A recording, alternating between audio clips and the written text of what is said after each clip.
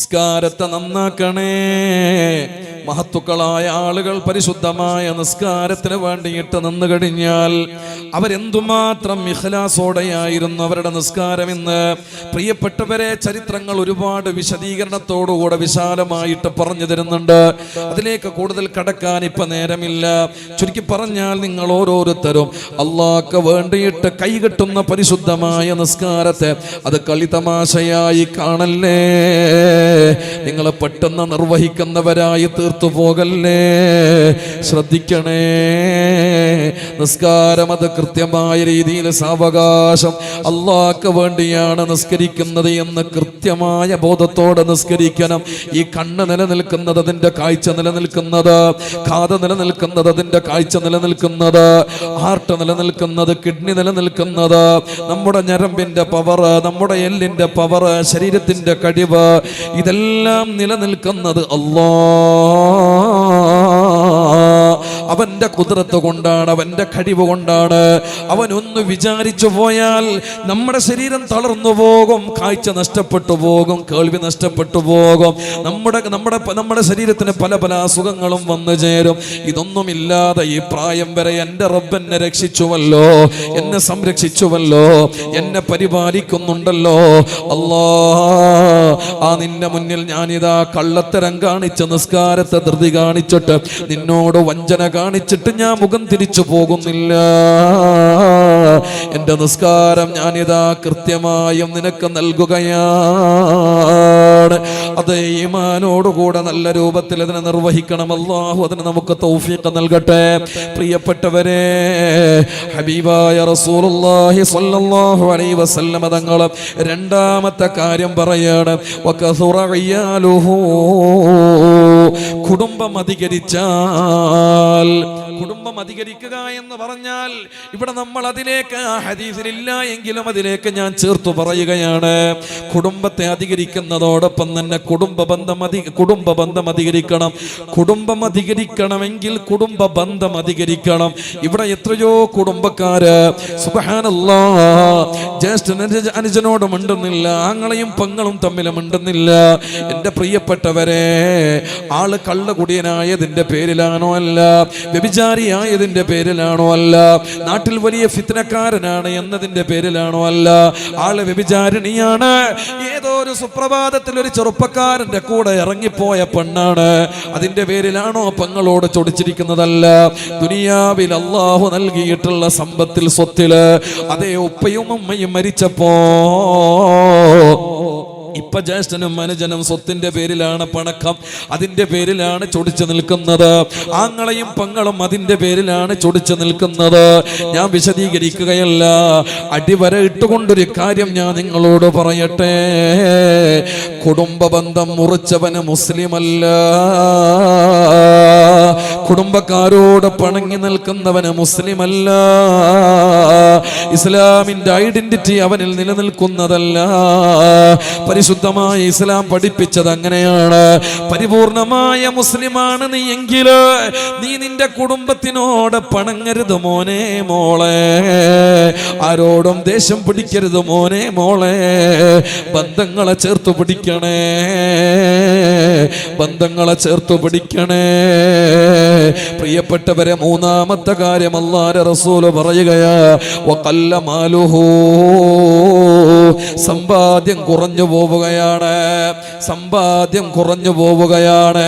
എൻ്റെ പ്രിയപ്പെട്ട സഹോദരങ്ങളെ, സമ്പാദ്യം കുറഞ്ഞു പോകുന്നതിലാണ് നമുക്ക് ടെൻഷൻ. കൂടുതലാകണമെന്ന് ആഗ്രഹിക്കുന്നവരാണ് നമ്മൾ. റസൂലുള്ളാഹി പറഞ്ഞു, നിങ്ങളുടെ സ്വത്ത് കുറഞ്ഞു പോയാൽ നിങ്ങൾ എൻ്റെ കൂടെ ഉണ്ടാകും. നോക്കണേ, നിങ്ങൾ ഇന്ന് പൈസ ഉണ്ടാക്കാനുള്ള ഓട്ടത്തിലാണ് നമ്മളിൽ പലരും. അതിനു വേണ്ടിയിട്ട് ഹറാമിന്റെ ഏത് വഴികളും നമ്മൾ നോക്കും. അതിൽ ഹലാലുണ്ടോ ഹറാമുണ്ടോ അതൊന്നൊരു വിഷയമല്ല. ഒരു 1000 ഒരു 10,000 രൂപ പെട്ടെന്ന് കീശയിലേക്ക് വരണം. അതിനെല്ലാം നീചമായ ഹീനമായ എല്ലാ വഴികളും നമ്മൾ നോക്കും. അതിന് ചിലപ്പോൾ ആളുകളോട് കള്ളം പറയും, ചിലപ്പോൾ മറ്റുള്ളവരെ വഞ്ചിക്കും, ചതിക്കും, മറ്റുള്ളവർക്ക് ഉപദ്രവം ഉണ്ടാക്കും, പ്രയാസങ്ങൾ ഉണ്ടാക്കും. എന്നാലും വേണ്ടിയില്ല, എനിക്കെൻ്റെ കാശ് കിട്ടണം, എനിക്കെൻ്റെ ക്യാഷ് കിട്ടണം, എനിക്കെൻ്റെ പണം കിട്ടണം, അത് മാത്രമേ ലക്ഷ്യമുള്ളൂ. പണത്തിന് വേണ്ടി മത്സരിക്കുന്ന കാലം, പദവികൾക്ക് വേണ്ടിയിട്ട് മത്സരിക്കുന്ന കാലം, പണമുള്ളൊരു പദവിയിലേക്ക് വരുന്ന കാലം, നാട്ടിലൊരു അംഗീകാരം ഒരാൾക്ക് കൊടുക്കുന്നുണ്ട് എങ്കിൽ, നാട്ടിലൊരു അംഗീകാരം ഒരാൾക്ക് കൊടുക്കുന്നുണ്ട് എങ്കിൽ അയാൾ പണക്കാരനായിരിക്കും. നോക്കണേ നമ്മൾ ഓരോരുത്തരും നമ്മള് പള്ളികളുടെ വിഷയത്തിലായാലും അതേപോലെ തന്നെ മറ്റുള്ള ദീനിന്റെ കാര്യത്തിലായാലും പണമുള്ളവരെ നോക്കിയിട്ട് നമ്മൾ പ്രത്യേകം എടുത്തു പറയും. അവർക്ക് ദ്വാരക്കാൻ ഇഷ്ടം പോലെ ആൾക്കാരുണ്ടാവും. എല്ലാം പണം കൊണ്ട്. ഈ പണം ഉള്ളത് കൊണ്ടാണ് വീട്ടിലെ കല്യാണം പോലും അള്ളാഹു വെറുത്തത്, വീട്ടിലെ സൽക്കാരം പോലും അള്ളാഹു വെറുത്തത്.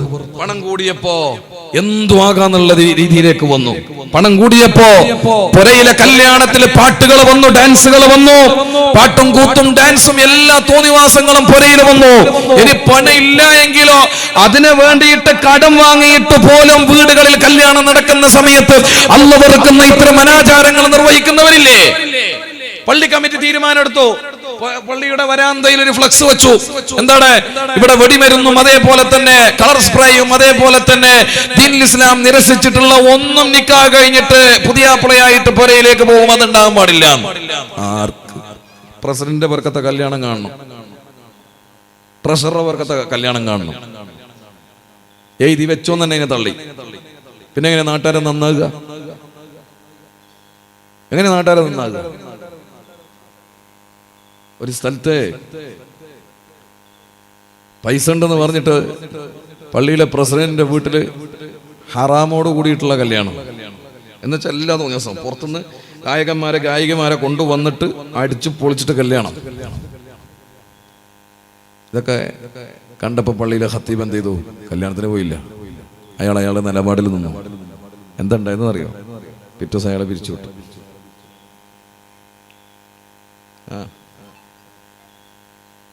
ഒരു ഹറാമ് നാട്ടിൽ നടക്കുമ്പോ ആ ഹറാമിനെതിരെ നാവനക്കാനോ വിരലനക്കാനോ പള്ളിയിലെ ഉസ്താദിന് പോലും ഇന്ന് പറ്റണില്ല. മുണ്ടിയ കുഴപ്പവും അള്ളാഹു നമുക്ക് മനസ്സിലാക്കാൻ തൗഫീഖ് ചെയ്യട്ടെ. പൈസ കൂടി, പള്ളിയിലെ ഉസ്താദിനെ പോലും വേണ്ട. കമ്മിറ്റിക്കാർ തീരുമാനിച്ചു, ആരേ വേണ്ടുള്ളൂ? നല്ല ഇമാമിനെ ഹറാമും ഹലാലും പഠിപ്പിച്ചു തരുന്ന ഇമാമിനെ അല്ല ഞങ്ങൾക്ക് വേണ്ടത്. പിന്നെ ആരെയാ വേണ്ടത്? ഈ പൈസക്കാരനായ ഒന്ന് പറയ കൂട്ടരെ. അയാള് 15,000 ഖത്തീബ് പോയ 13,000 വേറെ ഖത്തീബിനെ കിട്ടും നമുക്ക്. ഇയാള് 1 ലക്ഷം റുപ്യോ 2 ലക്ഷം റുപ്യോ പള്ളിയിലേക്ക് തന്നാലോ? ഞാൻ ഇന്ന് പലയിടത്തും പറയാറുണ്ട്, പല ഹറാമിന്റെ പൈസയും പള്ളിയിലോട്ട് കയറിയതുകൊണ്ടാണ് സത്യത്തിൽ പഴയ കാലം പോലെ അല്ലല്ലോ. പള്ളിയിലേക്ക് കയറുമ്പോൾ തന്നെ ഖലാസ് കിട്ടുന്നില്ല. ഉണ്ടോ? പഴയതുപോലെ ഒരു ആവേശത്തോടെ ഇല്ലില്ല, ഒക്കെ കുറഞ്ഞു വന്നു. എന്തുകൊണ്ട്? ഹറാമിനാൽ ഉയർത്തപ്പെട്ടതിൽ നമുക്ക് എന്തുണ്ടാവൂല? ഹലാലിയത്തിന്റെ ആവേശം ഉണ്ടാവൂല. ഹലാലിയത്തിന്റെ ആവേശം ഉണ്ടാവൂല. അവിടെ എല്ലാം നമുക്ക് ഹറാമിന്റെ വഴികളെ തെളിഞ്ഞു വരുള്ളൂ. അതുകൊണ്ടല്ലേ പഴയ പള്ളികളെ പോലല്ലല്ലോ ഇപ്പോ ആ പള്ളിയിൽ തന്നെ എല്ലാ കോലാഹലങ്ങളും ഉണ്ടായില്ലേ, കുഴപ്പങ്ങൾ ഉണ്ടായില്ലേ, അടിപിടി ഉണ്ടാകുന്നില്ലേ പള്ളിന്റെ ഉള്ളിൽ തന്നെ? ആർക്കെങ്കിലും പേടിയുണ്ടോ? പള്ളിയാന്നുള്ള ബോധമുണ്ടോ? ഒരു ബോധവുമില്ല. എന്തുകൊണ്ട്? പൈസ അതിലേക്ക് ഹറാമിന്റെ കയറിയിട്ടുണ്ട്. പിന്നെ ആ പള്ളിയിൽ എങ്ങനെ നല്ലത് നടക്കുന്നതിനൊക്കെ മുടക്കാനേ ആൾക്കാർ വരുള്ളൂ. അല്ലാഹു നമുക്ക് ബോധം തരട്ടെ. പ്രിയപ്പെട്ടവരെ, പൈസ വരുമ്പോ ഹറാമ് കൂടാണ്. ബൈക്കുള്ളോൻ ചിന്തിക്കുകയാണ് എനിക്ക് കാറ് വേണം. ഒരു ആൾട്ടോ ഉള്ളോൻ പിന്നെ ചിന്തിക്കുകയാണ് എന്ത്, എനിക്കിതുപോലെ സ്വിഫ്റ്റ് വേണം. പിന്നെ അതിന്റെ മേൽപോട്ടുള്ള ഓരോ വണ്ടികളും വേണമെന്ന് പ്രതീക്ഷിക്കാൻ തുടങ്ങുകയാണ്.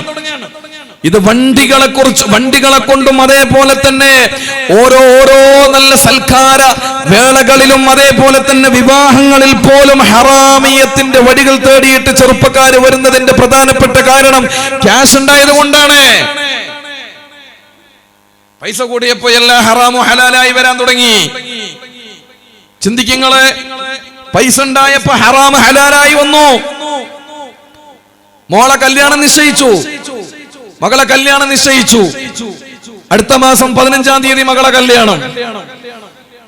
ഈ ജാനുവരിയിൽ, ഫെബ്രുവരി 15-നാണ് കല്യാണമെങ്കിൽ ജാനുവരിയിൽ ഇവനും ഇവളും പാർക്ക് പോയിട്ടും ബീച്ചിൽ പോയിട്ടും അതേപോലെ തന്നെ കടപ്പുറത്ത് പോയിട്ടും അതേപോലെ തന്നെ ഐസ്ക്രീം പാർലറുകളിലൊക്കെ പോയിട്ട് അവിടെ നിന്ന് വീഡിയോസും ഫോട്ടോസും ഒക്കെ എടുത്തിട്ട് സ്റ്റാറ്റസ് ഇടുക, കെട്ടിപ്പിടിക്കുക. ഇതിനൊക്കെ അവസരങ്ങൾ വെച്ചു കൊടുക്കും ഉപ്പിയും ഉമ്മയും. എന്നിട്ട് പറയാ ഇത് ബംഗാളി കല്യാണം, ഇത് ബോംബെ കല്യാണം, ഇത് അണ്ണാച്ചി കല്യാണം, ഇത് അമ്മായി കല്യാണം. ഇതിനൊക്കെ സപ്പോർട്ട് കൊടുക്കുക. ഇതിന്റെയൊക്കെ വീഡിയോസ് എടുത്ത് സ്റ്റാറ്റസ് വെച്ചാൽ അല്ലെങ്കിൽ ഇൻസ്റ്റയിൽ പോസ്റ്റ് ചെയ്താൽ മാഷാ അല്ലാഹ്, മാഷാ അല്ലാഹ്. കുറെ ആൾക്കാർ അങ്ങനെ ഒരു മാഷാ അല്ലാഹ് പറച്ചില്. ഹറാമ് ചെയ്തിട്ട് പാട്ടിട്ടുള്ളത് ഖദീജ ബീവിന്റെ, ഫാത്തിമ ബീവിന്റെ. കല്യാണം കഴിയുന്നവരെ കാണാൻ പാടില്ല, കെട്ടിപ്പിടിക്കാൻ പാടില്ല, തൊടാൻ പാടില്ല. ഒരിക്കൽ കാണാം.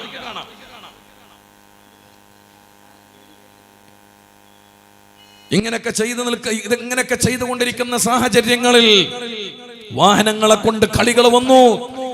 ചെറുപ്പക്കാർക്ക് അതിനോട് താല്പര്യം വന്നു. പിന്നെ പൈസ ഉണ്ടാക്കണം. അപ്പൊ എന്ത് വന്നു? ആ പൈസയുടെ ആഗ്രഹം വന്നപ്പോ കഞ്ചാവിലേക്ക് പോയില്ലേ?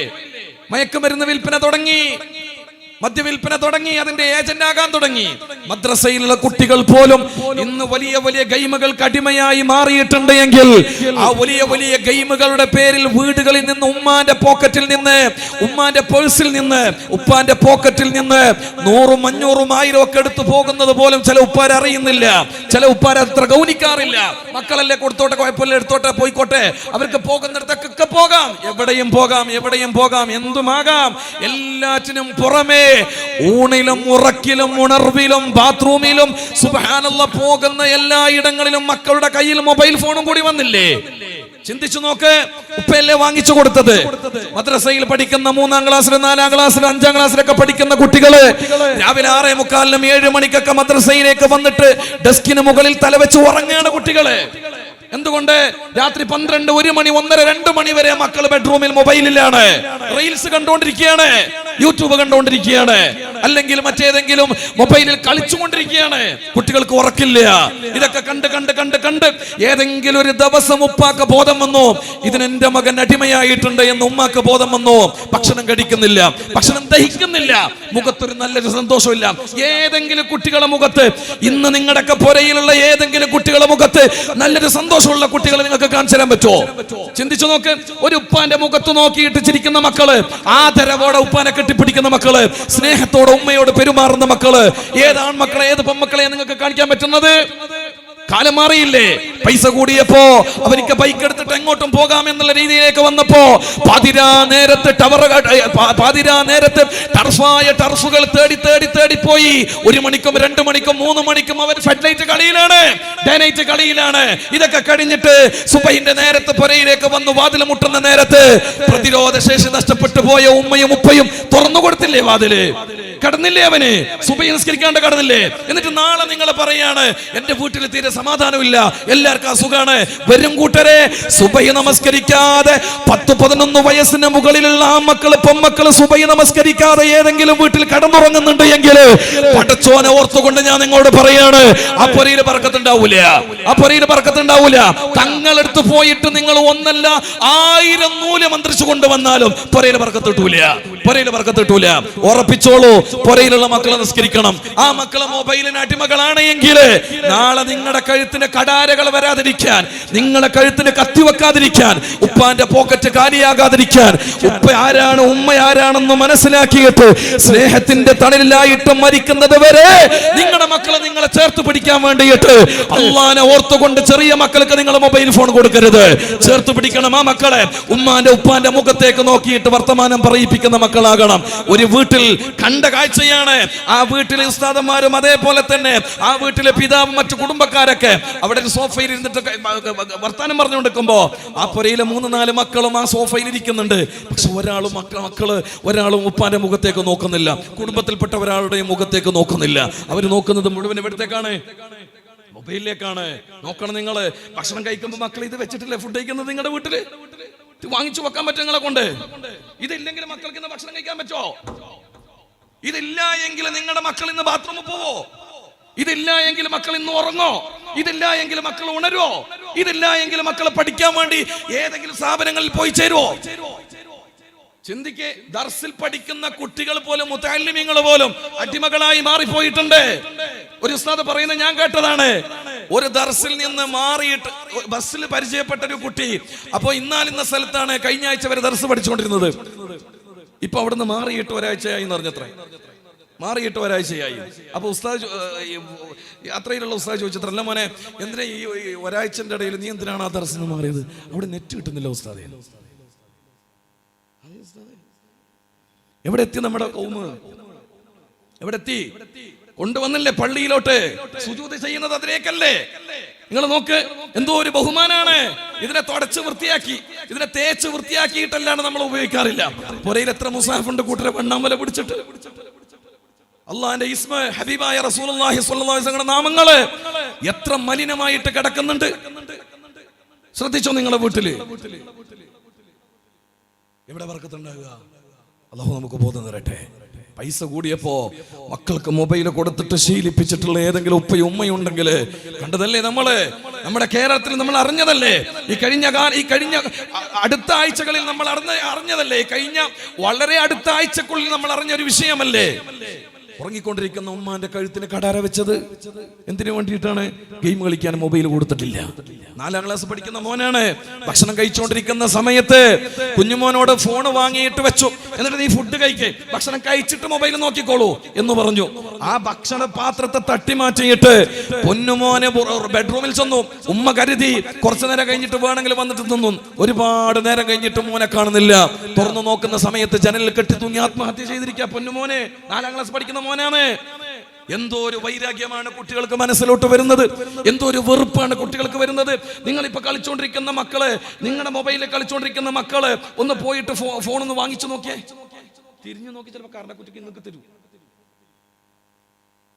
ഉറപ്പായിട്ട് തരും. അങ്ങനത്തെ കുട്ടികളാ. നമ്മളെ കളിക്കാൻ വിടൂല, നമുക്കൊന്ന് മൊബൈൽ നോക്കിക്കൂടാ.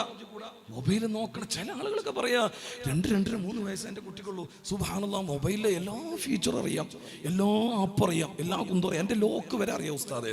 നമ്മൾ വിചാരിച്ചെന്താണ് ഇതൊക്കെ വലിയ മെമ്മറി പവറാണ്.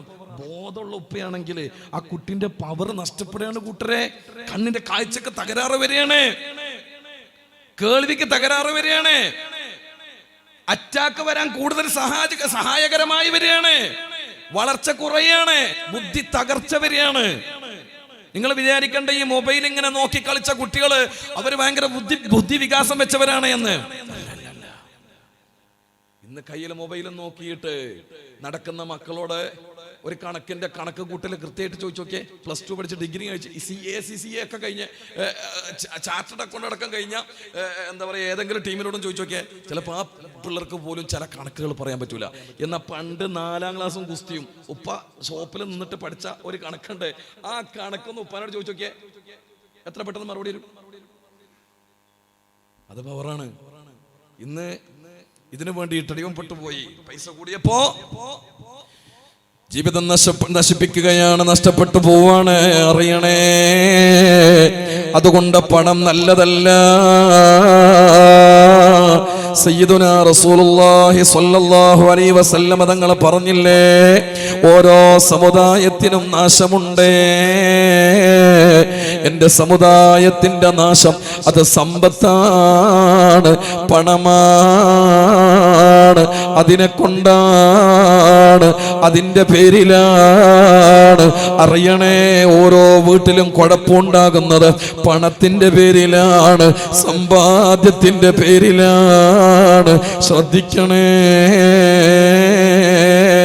ഇത് പറയുമ്പോ പള്ളികളായ പള്ളികളിൽ മാസത്തിൽ 100 അല്ലെങ്കിൽ 50, 150 കൊടുക്കേണ്ടുന്ന അല്ലേ വരിസംഖ്യയായിട്ട് ഏറ്റെടുത്തവരുണ്ടാകും. ഇവിടെ എത്ര വരിസംഖ്യ ഉള്ളത്? ഒരാൾക്ക് ഒരു മാസം ഒരു വീട്ടിലേക്കല്ല ഒരാൾക്കോ, ഒരു വീട്ടിലേക്ക് 10 ആളുണ്ടെങ്കിലും കൊടുക്കേണ്ടത് 250. എന്തൊരു കഷ്ടം. വെറുതെ അല്ല ഉസ്താദന്മാർക്ക് ശമ്പളം കൂട്ടി കൊടുക്കാത്തത്. എങ്ങനെയാ കൊടുക്കുക? നിങ്ങൾ എന്താ വിചാരിച്ച ഞങ്ങൾ എന്നിട്ട് ഇങ്ങനെ ഊതിയാ വീർക്കുന്നു അങ്ങനെ കരുതിയോ? ഞങ്ങളുടെ മക്കളെയും പഠിപ്പിക്കണ്ടേ, കുടുംബത്തിനെ പോറ്റണ്ടേ, തിന്നാൻ കൊടുക്കണ്ടേ, പൊര വേണ്ടേ, വാഹനം വേണ്ടേ, മക്കൾക്ക് നല്ല വിദ്യാഭ്യാസം കൊടുക്കണ്ടേ? ചിന്തിക്ക്. ഇന്ന് ഓരോന്നിന് എത്ര പൈസ വേണ്ടത്. എന്നിട്ട് പള്ളിയുടെ ഉസ്താദിനെ വന്നോട് പറയാ, നിങ്ങളെ ഹുത്തുബിയ നിസ്കാരം ഒക്കെ അടിപൊളിയായിരുന്നു ഉസ്താദ്, പ്രസംഗമൊക്കെ അടിപൊളിനെ. കഴിഞ്ഞ കൊല്ലത്തെ ഉസ്താദിന് 10,000 കൊടുത്തിരുന്നു, ഇൻഷാ അല്ലാഹ് ഇപ്രാവശ്യം നിങ്ങൾക്ക് 10,500 ആക്കിയിട്ടുണ്ട്. ഇനി ആ ഉസ്താദ് 2-3 കൊല്ലം കഴിഞ്ഞിട്ട് നിൽക്കുകയാണെങ്കിലോ, റമളാനിലെ 3 യോഗം ചേർന്നിട്ട് കമ്മിറ്റി തീരുമാനിച്ച് 500 രൂപയും കൂടി കൂട്ടിയേക്കാം. 3 യോഗം ചേർന്നു. കറണ്ട് ബില്ലിന് ആ 3 യോഗത്തിന് 700 രൂപ ആയിട്ടുണ്ടാവും. എന്നിട്ട് ആ ഉസ്താദിനെ കൂട്ടി 500. ചിന്തിക്കേ. നിങ്ങൾ എന്തിനെന്താ പറഞ്ഞത്? ഉസ്താദ്മാർക്ക് ഭയങ്കര ബർക്കത്തല്ലേ എന്ന്. ഒരാൾ പറഞ്ഞത്രേ, ഒരു സ്ഥലത്ത് ഖത്തീബായിട്ട് ജോലി ചെയ്യുന്നപ്പോ, ഉസ്താദെ പിന്നെ ഇവിടെ 11 റുപ്യാണ് ശമ്പളം കൊടുക്കുന്നുള്ളത്, ഇൻഷാ അല്ലാഹ് നിങ്ങളെ നിസ്കാരവും ഖുതുബയൊക്കെ ഇഷ്ടപ്പെട്ടു, ഒരു 11,500 നമ്മൾ ആക്കിയിട്ടുണ്ട്. അപ്പോൾ ഉസ്താദ് പറഞ്ഞത്രേ, നമ്മൾ സാധാരണ ഒരു 10-15 റുപ്യാണ് കഴിഞ്ഞ കൊല്ലമൊക്കെ ഞാൻ മേടിച്ചുകൊണ്ടിരുന്നത്, നിങ്ങൾ ഇങ്ങനെ പറഞ്ഞാൽ എങ്ങനെ ശരി? അത് നിങ്ങൾ ടെൻഷൻ അടിക്കണ്ട, നിങ്ങൾ 11,500 ഭയങ്കര ബർക്കത്തല്ലേ. ഉസ്താദ്മാരുടെ പൈസ എന്ന് പറഞ്ഞാൽ, ശമ്പളം എന്ന് പറഞ്ഞാൽ നല്ല ബർക്കത്തുള്ള പൈസ അല്ലേ ഉസ്താദെ. ഞാൻ തന്നെ ഇപ്പൊ 40 റുപ്യാണ് സ്കൂളിൽ നിന്ന് പിന്നെ ശമ്പളമായിട്ട് സാലറി ആയിട്ട് പറ്റുന്നത്, എനിക്ക് എവിടെ എത്തുന്നില്ല ഈ 40,000 റുപ്യ. കാരണം എന്താ? നമ്മളതിനൊന്നും ബർക്കത്തില്ല. നിങ്ങളുടെ 11,500 എന്ന് പറഞ്ഞാൽ നല്ല ബർക്കത്താണ്, അവിടെ ഒന്നും ഇങ്ങോട്ട് പറയേണ്ടതാണ്. അപ്പോൾ ഉസ്താദ് തിരിച്ചങ്ങോട്ട് പറഞ്ഞത്രേ, മാഷ ഒരു കാര്യം ചെയ്തേ, ബർക്കത്തുള്ള 11,500 നിങ്ങൾ അങ്ങോട്ട് എടുത്തോ, ബർക്കത്തില്ലാത്ത 40 ഇങ്ങോട്ട് തന്നേ. കൊടുക്കുക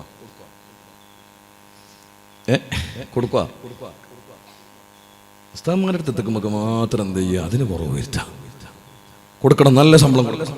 ഞാൻ പറയട്ടെ, ഒരു വീട്ടിൽ ഓരോ വീട്ടുകാർ ഓരോ കമ്മിറ്റി ഭാരവാഹികൾ മനസ്സിലാക്കാൻ വേണ്ടി തീരുമാനം എങ്ങനെ എടുക്കണം. ജനറൽ ബോഡിയിൽ ആ വീട്ടിൽ കല്യാണം നടക്കുന്നുണ്ടെങ്കിൽ ആ വീട്ടിലെ കല്യാണത്തിന് ഏകദേശം 10-15 ലക്ഷം രൂപയാണ് ചെലവിട്ടത്. പന്തലും ഫുഡും എല്ലാം കൂടിയിട്ട് 10-15 ലക്ഷം രൂപ ഒരു പൊരയിലത്തെ കല്യാണത്തിന്. നിക്കാഹിന് പെർമുദയിലേക്ക് വന്നു, പള്ളിയിൽ നിക്കാഹ്. ഓ, നിക്കാഹ് മാത്രം നല്ലതാണ് കേട്ടോ, സുന്നത്താണ്. ഞാൻ നിസ്സാരാക്കി പറഞ്ഞല്ല, പക്ഷെ അതിനെ മാത്രം ഒന്ന് നല്ല കണ്ണുകൊണ്ട് കണ്ട് പിന്നെ ബാക്കിയുള്ള ഹറാമിലേക്ക് പോവാണ്. അത് പോട്ടെ. അപ്പോ നിക്കാഹ് കഴിഞ്ഞിട്ട് എത്ര ഇപ്പൊ പള്ളിക്ക് നിക്കാഹിന്റെ പൈസ? നിക്കാഹിന്റെ പൈസ 300 രൂപ, 500 ആകെ നിക്കാഹിന് പൈസ കൊടുക്കണതോ? AC ഇടാണ്ട ആണോ?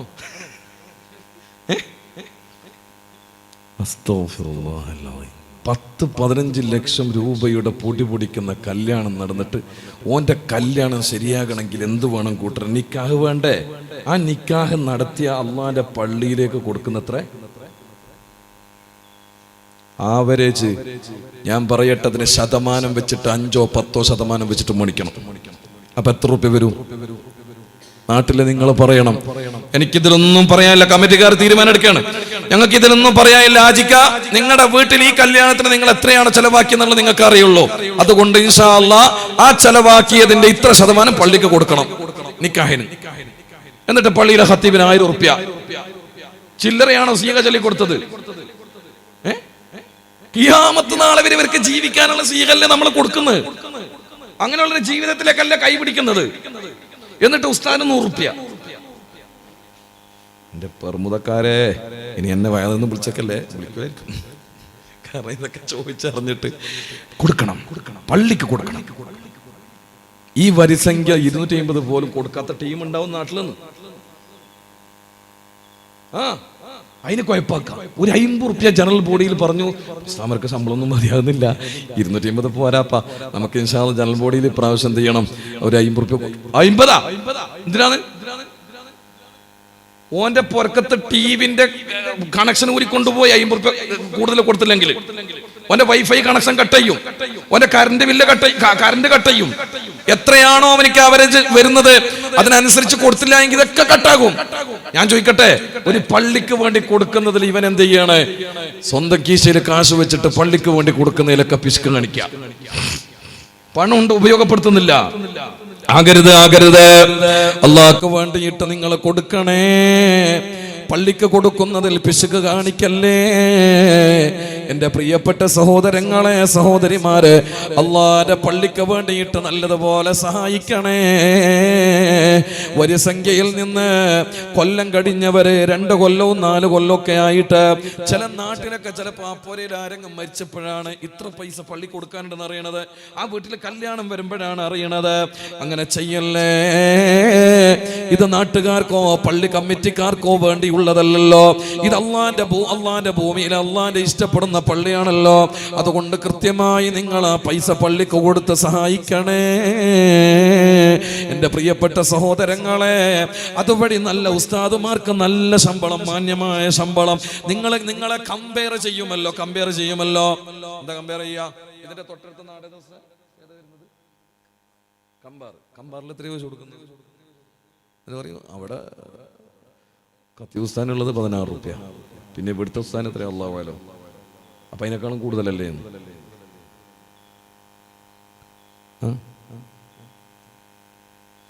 ബർക്കത്തല്ലേ? കൂടുതലല്ലേ? എത്ര കൂടുതൽ? എങ്ങനെയാ കൂടുതലാകുക? നല്ല ശമ്പളം കൊടുക്കണം ഉസ്താദന്മാർക്ക്. അതോടൊപ്പം തന്നെ അവരുടെ അവസ്ഥകൾ, അവരുടെ ജീവിതകാലത്ത് നിങ്ങൾ അന്വേഷിക്കണം. നാട്ടുകാരോടെ ഞാൻ പറയണത്, മരിച്ചതിന് ശേഷം അയാൾക്ക് വീടെടുത്ത് കൊടുക്കേണ്ടത്. ഒരു പള്ളിയിലെ ഖത്തീബിനോ മുഅദ്ദിനോ മരിച്ചതിന് ശേഷം അയാളെ കുടുംബത്തെ കുറിച്ച് നിങ്ങൾ അന്വേഷിക്കേണ്ടത്. വീട്ടിൽ ചെന്ന് നാട്ടിൽ ചെന്നിട്ട് അയാൾ അന്വേഷിക്കണം. അയാളുടെ സിറ്റുവേഷൻ എങ്ങനെയാണ്, ചുറ്റുപാട് എങ്ങനെയാണ്, എന്നിട്ട് ജീവിതകാലത്ത് ചെയ്തു കൊടുക്കാൻ പറ്റണം. ഒരു രാത്രി നിങ്ങൾ എടുത്തു കൊടുത്ത വീടിലോ നിങ്ങൾ ഉണ്ടാക്കി കൊടുത്ത കിണറിലോ നിങ്ങൾ നോക്കണം. ഏതെങ്കിലും സഹായിച്ച സഹായങ്ങളിലോ അവർക്കത് ഉപയോഗപ്പെടുത്താൻ അവരുടെ ജീവിതകാലത്ത് കഴിയണം. അല്ലാതെ മരിച്ചതിന് ശേഷം ഞങ്ങൾ മുക്രിസ്ഥാന് പുര ഉണ്ടാക്കി കൊടുത്തു. ഏത് പുര ഉണ്ടാക്കി കൊടുത്തിന്? അയാളെ നാട്ടിൽ കൊണ്ടുപോയിട്ട് അയാളെ കബറിൽ വെച്ചിട്ടാണുള്ളത്. അയാൾക്കുള്ള പോരാ തന്നെ. പിന്നെ എങ്ങനെ മുക്രിസ്ഥാന് പുര ഉണ്ടാക്കി കൊടുക്കൽ? മുക്രിസ്ഥാന് പുര ഉണ്ടാക്കി കൊടുക്കണം. അയാളെ ജീവിതകാലത്ത് ഉണ്ടാക്കി കൊടുക്കണം. ഖത്തീബിന് വീട് ഉണ്ടാക്കി കൊടുക്കുകയാണെങ്കിൽ അയാളെ ജീവിതകാലത്ത് ചേർത്ത് പിടിക്കണം. അല്ലാഹു തൗഫീഖ് ചെയ്യട്ടെ. ഇതൊക്കെ സമ്പത്ത് കൊണ്ട് ചെയ്യേണ്ടുന്ന കാര്യങ്ങളാണ്. മഹല്ലിലുള്ളവർ മനസ്സിലാക്കേണ്ട വിഷയങ്ങളാണ്. അല്ലാഹു നമുക്ക് ബോധം തരട്ടെ. നാലാമത്തെ കാര്യം, എന്റെ പ്രിയപ്പെട്ട സഹോദരങ്ങളെ, വളരെ പെട്ടെന്ന് പറഞ്ഞു നിർത്താണ്. 10 മണി പറഞ്ഞ് 5 മിനിറ്റും കൂടി നീങ്ങിയിട്ടുണ്ട്. ഹബീബായ റസൂലുള്ളാഹ് സ്വല്ലല്ലാഹു അലൈഹി വസല്ലം തങ്ങൾ പറയാണ്, വലം യഗ്തബിൽ മുസ്ലിമീൻ, ഒരു മുസ്ലിമിനെയും ഗീബത്ത് പറയാത്തവന്, കുറ്റം പറയാത്തവൻ, ഫിത്ന പറയാത്തവൻ, ഉള്ളത് പറയാത്തവൻ, അങ്ങനെ പറയാം, ഉള്ളത് പറയാത്തവൻ. ആരോടെങ്കിലും എന്തെങ്കിലുമൊക്കെ പറഞ്ഞാൽ എന്താ പറയല്? അതിന് ഞാനിപ്പോ ഓനെ പറ്റിയിട്ട് ഇപ്പൊ ഉള്ളതല്ലേ പറഞ്ഞിട്ടുള്ളൂ. ഉള്ളത് പറയലാണ്. എന്ത് ഉള്ളത് പറയലാണ്? ഗീബത്ത്, പരദൂഷണം. ഉള്ളത് പറയലാണ് ഗീബത്ത്. ഇല്ലാത്തത് പറയലാണെങ്കിലോ അതൊക്കെ അളവാണ്. അപ്പോ കുടുംബത്തിനെ പറ്റി, പള്ളിയിലെ ഉസ്താദിനെ പറ്റി ഒന്നുമല്ല, ലോകത്തുള്ള മുസ്ലിമിനെ പറ്റി പോലും എന്തേ പറയാൻ പാടില്ല. ഒരു മുസ്ലിമിനെ പറ്റിയിട്ടും ഗീബത്ത് പറയാൻ പാടില്ല. വാട്സപ്പ് ഉപയോഗിക്കുന്നവര് കണ്ട പല ഗ്രൂപ്പുകളിലും ചേർന്ന് നിന്നുകൊണ്ട് ഇന്ന് ഗ്രൂപ്പ് തിരിച്ചിട്ട്, സംഘടന തിരിച്ചിട്ട്, തന്റെ നിലപാടുകൾ എന്നുള്ള നിലക്ക് പലർക്കും വേദനിക്കുന്ന തരത്തിൽ റൈറ്റ് മെസ്സേജുകൾ ചെയ്യുന്നവര്, കൈകൊണ്ട് എഴുതുന്നവര് അറിയണേ, വോയിസ് മെസ്സേജുകൾ നൽകുന്നവര് അറിയണേ, ഏതെങ്കിലും ഒരു മുസ്ലിമിനെ വേദനിക്കുന്ന തരത്തിലുള്ള മെസ്സേജാണ് നീ ഉപയോഗപ്പെടുത്തിയത് എങ്കിൽ, നീ അതിൽ ഫോർവേഡ് ചെയ്തത് എങ്കിൽ, ഷെയർ ചെയ്തത് എങ്കിൽ, മോനെ അത് മറ്റൊരു മുസ്ലിമിനെ നിന്ദിക്കുന്ന രൂപത്തിൽ, ഉപദ്രവിക്കുന്ന രൂപത്തിൽ, തരം താഴ്ത്തുന്ന രൂപത്തിൽ, അവനെ പറ്റി ഫിത്നയായിട്ട്, അവളെ പറ്റി ഫിത്നയായിട്ടാണ് നിങ്ങളെ പറഞ്ഞിട്ടുള്ളത് എങ്കിൽ അറിയണേ, നിങ്ങൾ മരിച്ചാലും ആ മെസ്സേജ് ഇങ്ങനെ കറങ്ങിക്കൊണ്ടിരിക്കുകയാണ്. നിങ്ങൾ മരിച്ചാലും ആ മെസ്സേജ് ഇങ്ങനെ കറങ്ങിക്കൊണ്ടിരിക്കുകയാണ്. ചിന്തിച്ചു നോക്കണം. നിങ്ങൾ ഇന്ന് രാത്രി ഒരാളെ പറ്റിയിട്ട് നിങ്ങൾ എന്തോ വേണ്ടാത്ത എഴുതി, നാളെ രാവിലെ ആയപ്പോ നിങ്ങൾ അങ്ങ് മരിച്ചു. ഈ മെസ്സേജ് നിങ്ങൾ ഗ്രൂപ്പിലിട്ടോ, അതിങ്ങനെ പിന്നെയും കറങ്ങിക്കൊണ്ടേയിരിക്കുകയാണ്. സുബ്ഹാനല്ലാഹ്, സോഷ്യൽ മീഡിയ ഉള്ള കാലത്തോളം നിങ്ങൾ ഉണ്ടാക്കി വെച്ചിട്ടുള്ള എഴുത്തിന്റെ ഫിത്ന, നിങ്ങൾ ഉണ്ടാക്കി വെച്ചിട്ടുള്ള വോയിസ് മെസ്സേജ് ഫിത്ന, അത് ലോകത്തിന്റെ വിവിധ ഭാഗങ്ങളിൽ ഇങ്ങനെ പടർന്നുകൊണ്ടിരിക്കുകയാണ്. വാട്സപ്പിലൂടെ ഇങ്ങനെ പ്രചാരം സൃഷ്ടിക്കുകയാണ്. എന്റെ പ്രിയപ്പെട്ടവരെ, നിങ്ങൾ മരിച്ചാലും നിങ്ങളുടെ മെസ്സേജുകൾ മറയുന്നില്ല, നിങ്ങളുടെ മെസ്സേജുകൾ മരിക്കുന്നില്ല, അതിവിടെ നിലനിൽക്കുകയാണ്. കുറ്റക്കാരാകുന്നു ഖിയാമത്ത് നാൾ വരെ, അല്ലാഹുവിന്റെ ശാപത്തിനിരയായവരാണ്. അതുകൊണ്ട് ദുനിയാവിൽ ഏത് വാട്സപ്പിലായാലും ഏത് ഗ്രൂപ്പുകളിലായാലും ഒരിക്കലും ഒരാളെയും വേദനിക്കുന്ന തരത്തിലുള്ള മെസ്സേജ് നൽകല്ലേ, മെസ്സേജ് കൊടുക്കല്ലേ. അല്ലാഹു നമുക്ക് ഹിദായത്ത് നൽകട്ടെ. എൻ്റെ പ്രിയപ്പെട്ട സഹോദരങ്ങളോട്, സഹോദരിമാരോട്, ഉമ്മമാരോട് ഞാൻ പറയാണ്, മരിക്കുന്നത് വരെ നിങ്ങൾ നിയ്യത്ത് ചെയ്യണം. ഇൻഷാ അല്ലാഹ് റമളാനാണ് വരാൻ പോകുന്നത്. ചില ആളുകൾക്കൊരു ധാരണയുണ്ട്, നോമ്പല്ലേ നന്നാകണമെന്ന്. നോമ്പിന് മാത്രം പോരല്ലോ, നോമ്പ് കടിഞ്ഞാലും വേണ്ടത് മരണം വരെ നന്നാകൽ തന്നെയാണ്. അതിനെയാണ് അല്ലാഹു നിങ്ങളിൽ നിന്ന് ആഗ്രഹിക്കുന്നത്. അതിനാൽ നിങ്ങൾ ചെയ്യേണ്ടത് എന്താണ്? റബ്ബന ഗ്ഫിർ ലനാ വലിഇഖ്വാനിന الذين سبقونا بالإيمان ولا تجعل في قلوبنا غلا للذين آمنوا ربنا إنك رؤوف رحيم. എത്രയോ പള്ളികളിൽ നിന്ന് ഖുത്ബയിൽ അവസാനം നമ്മൾ കേൾക്കുന്ന ഒരു പ്രാർത്ഥനയാണിത്. റബ്ബന ഗ്ഫിർ ലനാ വലിഇഖ്വാനിന الذين سبقونا بالإيمان ولا تجعل في قلوبنا غلا للذين آمنوا ربنا إنك رؤوف رحيم. ഞങ്ങളുടെ രക്ഷിതാവേ, ഞങ്ങൾക്ക് നീ പുറത്തു തരണേ അല്ലാഹ്. വലിഇഖ്വാനിന الذين سبقونا بالإيمان, ഈമാൻ കൊണ്ട് ഞങ്ങൾക്ക് മുമ്പ് കഴിഞ്ഞുപോയവരും, ആണുങ്ങളായാലും പെണ്ണുങ്ങളായാലും ലോകത്തിന്റെ ഏതേത് ഭാഗങ്ങളിലുള്ളവരായാലും ഈമാൻ കൊണ്ട് ഞങ്ങളോട് ചേർന്ന് നിന്ന് മുൻകഴിഞ്ഞു പോയവര്, അവർക്കും നീ പുറത്തു കൊടുക്കണേ അല്ലാഹ്. എന്നിട്ട് നമ്മൾ പറയാണ്, വലാ തജഅൽ ഫീ ഖുലൂബിനാ, ഞങ്ങളുടെ ഹൃദയത്തിൽ നീ ആക്കരുത്, ഗില്ലൽ ലില്ലദീന ആമനൂ, വിശ്വാസികളോട് പോരുണ്ടാക്കരുത്, വെറുപ്പ് തോന്നിപ്പിക്കരുത്, അസൂയ ഉണ്ടാകുന്ന തരത്തിൽ ഞങ്ങളുടെ മനസ്സാകരുത്. അഹങ്കാരമോ ധിക്കാര മനോഭാവമോ വെറുപ്പോ പകയോ വിദ്വേഷമോ ഒന്നും ഞങ്ങളുടെ മനസ്സിൽ ഉണ്ടാകല്ലേ അല്ലാഹ്. ആരോട്? ലില്ലദീന ആമനൂ, വിശ്വാസികളായ ആളുകളോട്. ലാ ഇലാഹ ഇല്ലല്ലാഹ് അഷ്ഹദു അൻ ലാ ഇലാഹ ഇല്ലല്ലാഹ് വ അന്ന മുഹമ്മദർ റസൂലുള്ളാഹ്. ഇതിൽ വിശ്വസിക്കുന്ന ഒരാളോടും എനിക്ക് വെറുപ്പോ പകയോ അതേപോരോ ഒന്നും എനിക്ക് തോന്നരുത് റബ്ബേ, ഉണ്ടാകരുത് റബ്ബേ. എൻ്റെ ഹൃദയത്തെ നീ സംരക്ഷിക്കണേ അല്ലാഹ് എന്ന് പറഞ്ഞുകൊണ്ടുള്ള പ്രാർത്ഥന പള്ളികളിൽ നിന്ന് നമ്മൾ ഇങ്ങനെ കേട്ടിട്ട് ദുആ ചെയ്യുമ്പോൾ ആമീൻ പറഞ്ഞിട്ട് സുബ്ഹാനല്ലാഹ് പുറത്തിറങ്ങിയിട്ട് ഓരോ രാത്രിയിലും ഓരോ പകലിലും എത്രമാത്രം ആളുകളെയാണ് നമ്മൾ വേദനിപ്പിക്കുന്നത്, എന്തുമാത്രം ആളുകളെ പറ്റിയാണ് ഫിത്ന പറയുന്നത്, എന്തുമാത്രം ആളുകളെ പറ്റിയാണ് ഇഷ്ടമില്ലാത്ത പല വാക്കുകളും നമ്മൾ ഉപയോഗിക്കുന്നത്. നാവിനെ സൂക്ഷിക്കണേ. എൻ്റെ ഓരോ സഹോദരങ്ങളോടും സഹോദരിമാരോടും പറയുവാണ്, നാവിനെ നിങ്ങൾ സൂക്ഷിക്കണേ, നിയന്ത്രിക്കണേ. അത് രക്ഷപ്പെട്ടിട്ടില്ല എങ്കിൽ, അതിനെ നിങ്ങൾ സൂക്ഷിച്ചിട്ടില്ല എങ്കിൽ, അതിനെ നിങ്ങൾ ശ്രദ്ധിച്ചിട്ടില്ല എങ്കിൽ, കയറൂരി വിട്ട നാവാണ് നിങ്ങൾക്കുള്ളത് എങ്കിൽ, കണ്ടതും കേട്ടതും തോന്നിയതും എല്ലാം വിളിച്ചു പറയുന്ന നാവാണ് നിങ്ങൾക്കുള്ളത് എങ്കിൽ, പടച്ചോൻ വെറുതെ വിടൂല. ഒരാളെ നിങ്ങളില്ലാത്ത എന്തെങ്കിലും കാര്യങ്ങൾ പറഞ്ഞിട്ട് അയാളെ നിങ്ങളെ വേദനിപ്പിച്ചിട്ടുണ്ട് എങ്കിൽ, അതുപോലെയുള്ള നീചമായത് നിങ്ങളിൽ നിന്ന് സംഭവിക്കാതെ നിങ്ങളെ മരിക്കൂല. ആരെങ്കിലും നിങ്ങളെ കുറ്റം പറഞ്ഞിട്ടുണ്ട് എങ്കിൽ, അതുപോലെയുള്ള സംഭവങ്ങൾ നിങ്ങളിൽ നിന്നുണ്ടാകാതെ നിങ്ങൾ ഇവിടെ നിന്ന് വിട പറയൂല. ഇത് മനുഷ്യബന്ധങ്ങളാണ്, നന്ദിയോടെ പോകേണ്ടതാണ്. ആരോടും വെറുപ്പില്ലാതെ പകയില്ലാതെ ജീവിക്കേണ്ടവരാണ് മുഅ്മിനീങ്ങളായ നമ്മൾ. അല്ലാഹു നമുക്കതിന് തൗഫീഖ് നൽകട്ടെ. ഈ 4 കാര്യങ്ങൾ ഒരാൾ ശ്രദ്ധിച്ചാൽ, കാന മഈ ഫിൽ ജന്നതി കഹാതൈൻ, അവരിതേപോലെ എൻ്റെ കൂടെ സ്വർഗത്തിലാണ് എന്ന് സയ്യിദുനാ റസൂലുള്ളാഹ്